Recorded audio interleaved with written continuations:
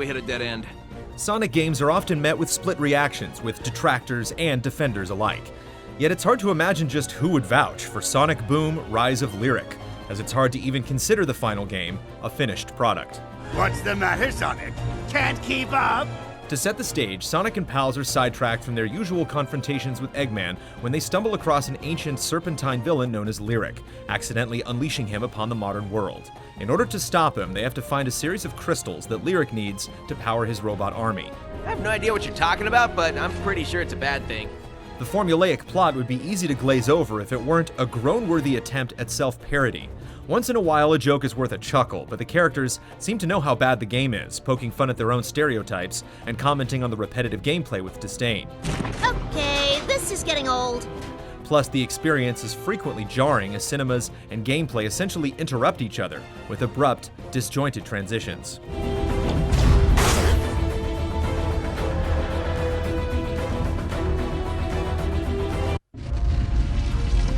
What's happening? That's just the beginning of Sonic Boom's problems, however. The game suffers from a low frame rate paired with a poor camera, which can make even basic platforming troublesome, while a short draw distance has you constantly seeing objects appear and disappear in the distance. In certain areas, the engine struggles even more, grinding the frame rate to a halt and causing your companions to erratically pop in and out behind you. This all comes to a head in Sonic's signature speed sections. The roller coaster-like roads are a muddled, choppy ride, and it's frustrating trying to react to hazards that you can barely identify. I must get to my lair. Wow, we need to get out of here. These familiar corkscrews are just diversions connecting you to new levels. Playing Sonic Boom is more about typical platforming than speed, and it's focused on switching between defining abilities of each character to advance. Sonic can spin dash up ramps, Amy can triple jump and walk across narrow beams, Knuckles can climb walls and ceilings, while Tails can hover and send his buddy bots into mouse-sized passages. Levels are laid out with clear sections made for specific characters, but that doesn't stop them from constantly telling you what to do. Your crew will make sure to point out practically every switch and bounce pad you encounter, no matter how obvious it might be. Look, ramps! We can use these as ramps. In addition to their individual abilities, each character also sports a new tool called an Enter Beam, which is used like a lasso to pull certain switches, grab enemies, and hook onto special grapple points.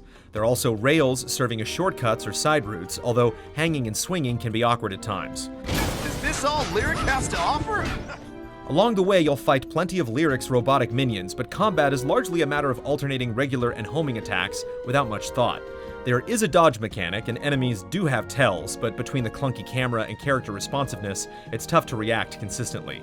There's almost no chance you can land a charged blow without eating a hit, and in crowded situations, it can be hard to target the enemy you want. That said, you can mash your way through most regular groups, and only a handful of bosses manage to be really frustrating. Connecting the more straightforward levels is a pair of more open hubs where you can explore, pick up a few side quests, and use collected robot parts to build structures and get upgrades. Using the crystal from one level unlocks the door to the next, so there's not much freedom, but it's here that the infamous Knuckles exploit comes in. If you time it just right, pausing and unpausing the game while repeating Knuckles' special attack allows you to gain infinite height, thereby scaling the big gates and skipping huge chunks of the game. It's tedious and relatively pointless, but with patience, it can be done. Ah, a road. Other oversights include some rather nasty audio bugs.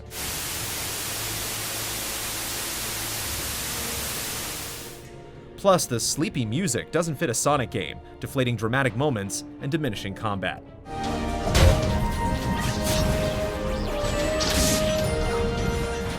What's strange, though, is that there are times when you can see through the flaws and to a more interesting game that could have been. Diversions such as hydro dashing and shooting galleries offer some cool scenarios, but fall flat with clumsy execution. There's a fair amount of variety in locations, and even though textures aren't very detailed, there's pleasing art direction in some of the later areas. The second hub zone has a sizable, intriguing town, but without citizens to walk the streets, it's left feeling eerie and lifeless. While you can play through Rise of Lyric on your own in about 8 to 10 hours, it does support co-op play as well, if you want to drag someone else into this. One person plays on the TV while the other takes the gamepad, giving both a clear view. Playing together lets you divide and conquer, taking different paths based on the characters you're using.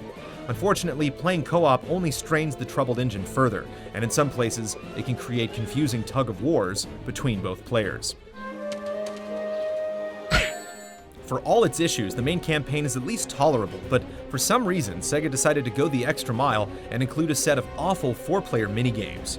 These include a group of arena battles, platforming stages that scroll automatically, and a sports-like game of rolling crystals into goals. Each and every one of them is so broken and unenjoyable that it's hard to imagine getting a group of friends to last through even a single match. Wrong goal, player one. Overall, even if the engine ran smoothly and the bugs were squashed, Sonic Boom: Rise of Lyric wouldn't be that great of a game. As is, it's an unfinished mess, astounding only in how rapidly you can count its flaws. It's over? Oh, it's over! Whatever that was, I never want to go through it again.